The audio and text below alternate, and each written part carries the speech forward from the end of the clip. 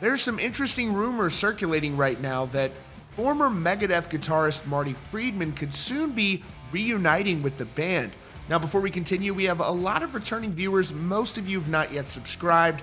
If you could take just a quick second and hit that subscribe button, we would really appreciate it. This rumor appears to have originated from a Facebook fan page of Megadeth called Megadeth of Destruction, which is based in Japan, where Marty Friedman has lived and worked for quite some time.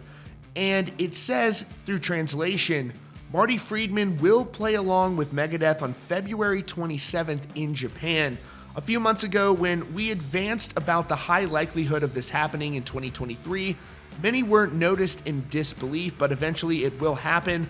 Last Wednesday, January 18th, Marty Friedman was interviewed on the show called Next Guitar Hero on Japan's Inner FM radio station, where he confirmed his participation on February 27th in Tokyo. Friedman, he quoted, "I can't give details, but we'll play together. I believe it will be a magical night."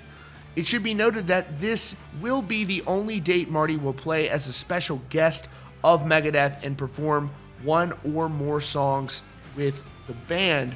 So, obviously, Marty Friedman is not returning to the band full-time, but he will be reuniting with them up on stage is a very big deal.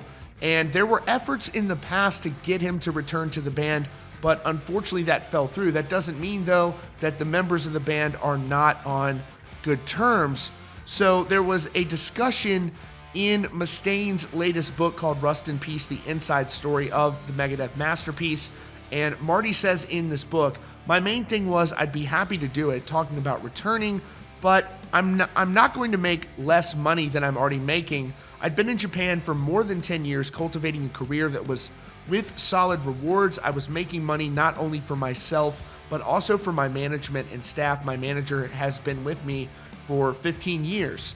Everything was sound and solid professionally, and when the offer came up, all of a sudden, to join Megadeth again, as long as I would not be making less money, I was ready to go, but I was certainly not going to take a loss to join a band that, frankly, at that point, didn't seem like they had too much to offer musically.